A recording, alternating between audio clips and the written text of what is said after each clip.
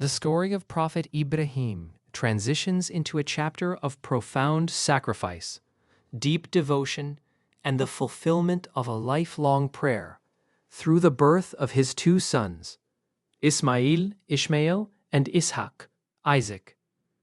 Seeing her husband's deep longing for children and recognizing her own inability to conceive, Sarah selflessly offered her companion Hajar to Ibrahim in marriage. Through Hajar, God blessed Ibrahim with his firstborn son Ismail. Ibrahim's heart overflowed with joy, but his faith was soon tested by a divine command. God instructed him to take Hajar and the infant Ismail into the harsh, unpopulated desert valley of Mecca, near the barren hills of Safa and Marwa. Leaving them there with only a pouch of dates and a skin of water, Ibrahim turned to leave. Hurrying after him, Hajar asked if God had commanded this. When Ibrahim confirmed that he had, Hajar replied with absolute trust, "Then he will not abandon us."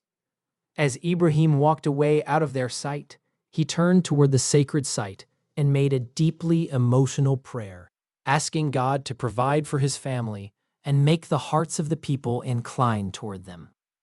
Left alone, Hajar watched her supplies dwindle and her milk dried up. Desperate to find water for her crying infant, she ran back and forth between the hills of Safa and Marwa 7 times, searching the horizon.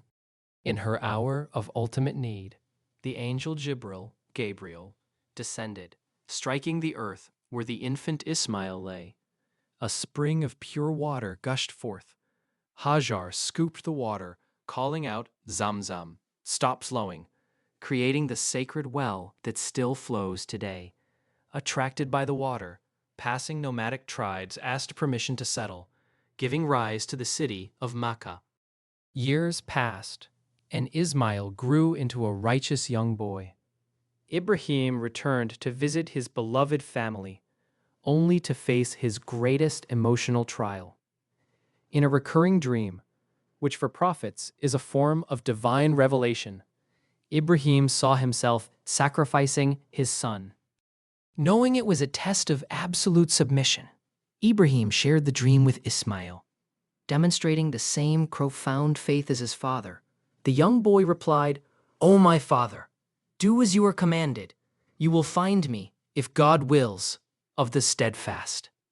As Ibrahim laid his son down and prepared to fulfill the command, his knife miraculously refused to cut. God called out to him, declaring that he had fulfilled the vision and proven his ultimate devotion. A ram from paradise was sent to be sacrificed in Ismail's place, a monumental event celebrated to this day during Eid al-Adha. Following this ultimate test of submission, glad tidings arrived from an unexpected direction. 3 angels, disguised as travelers, visited Ibrahim at his home in Palestine. Ibrahim warmly welcomed them and prepared a roasted calf. When they refused to eat, he grew fearful, but the angels comforted him and delivered an incredible promise from God. Sarah, despite her extreme old age and long-standing barrenness, would give birth to a second son, Isaac, who would also be a prophet. Hearing this, Sarah laughed in disbelief, but the angels reminded her, "Are you amazed at the decree of God?" The promise was fulfilled, and the birth of Isaac brought immense joy to the household, ensuring that the legacy of monotheism and prophecy would flow through both branches of Ibrahim's blessed lineage.